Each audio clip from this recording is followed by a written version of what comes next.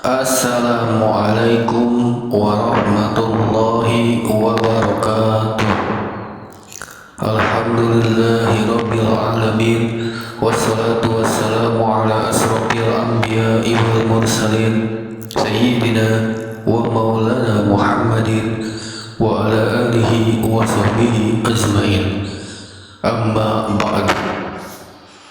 Saudaraku semua, sahabat channel Jaga Jalan Kemakrifatan, kita ketemu lagi yang pada episode kali ini akan membahas satu judul, Salat Daim. Salat yang tak terbatas oleh ruang dan waktu. Salat adalah salah satu kewajiban bagi umat Islam yang tidak boleh ditinggalkan.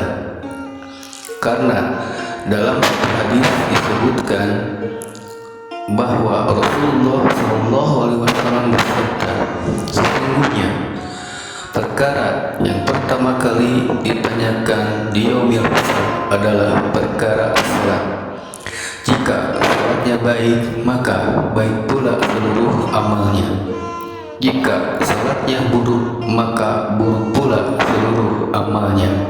Hadis riwayat At-Tirmidzi. Lalu, apa iya hanya dengan salat yang hanya 5 waktu itu, yang hanya kurang lebih 30 menit dalam satu hari, maka telah gugur kewajiban salat itu?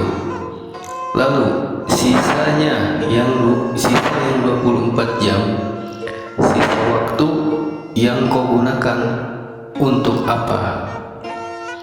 Yang namanya wajib tentu tidak boleh ditinggalkan walaupun hanya sedetik.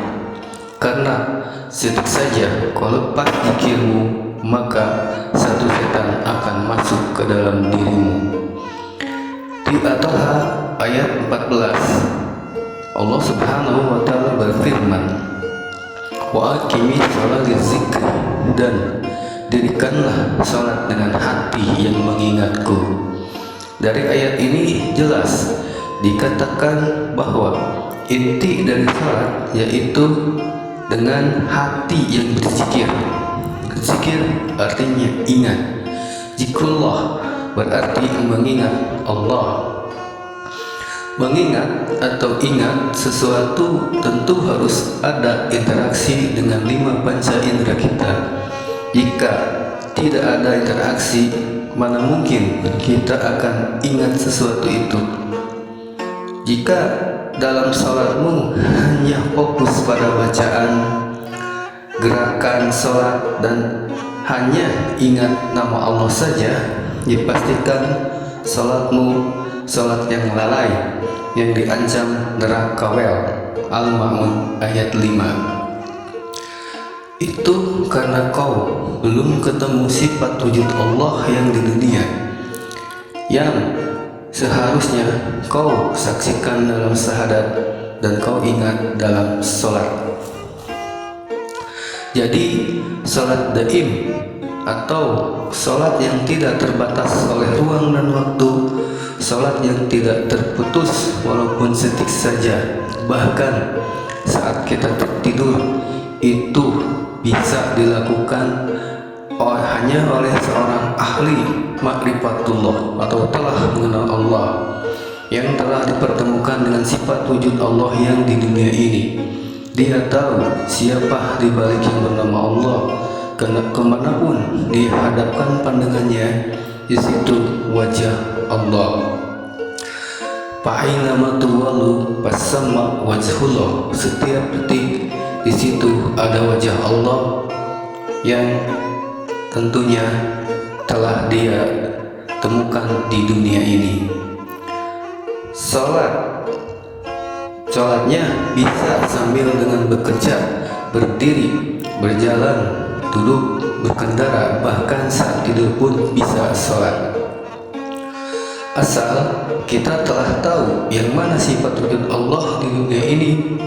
Begitu kau ingat Allah dan hadir yang punya nama di setiap pandangan dan waktumu, itu sudah sholat. Bukankah inti dari sholat ialah zikir yang artinya ingat atau mengingat.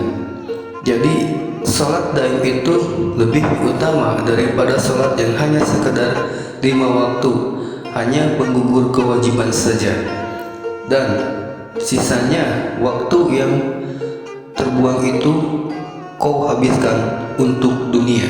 Itu fakta. Jika orang-orang syariat pun pasti sudah tidak asing dengan kalimat, jika sholat subuh, zuhur, maghrib, isya kau kerjakan, tapi sholat asar kau tinggalkan, maka semua sholatmu itu akan sia-sia, tidak diterima. Sholat asar itu sholat yang di tengah, yang pada dalam tubuh manusia. Yang di tengah itu ialah hati atau jantung. Itulah sholat daim, sholatnya qalbu, yang tidak terbatas ruang dan waktu, sholat yang tidak putus. Sahabat Semanjaka Jalan Kemarifatan, mungkin itu saja yang dapat saya sampaikan pada kesempatan kali ini. Mohon maaf bila ada kata-kata yang terasa asing, karena Islam datang dengan keasingannya. Wabillahi taufiq wal hidayah, wabiridho wa inayah, ilahi anta maksudi wa ridhoka matlubi. Assalamualaikum warahmatullahi wabarakatuh. Ini tentang praktek tarikat Naqsabandiyah Nusantara. Wassalam.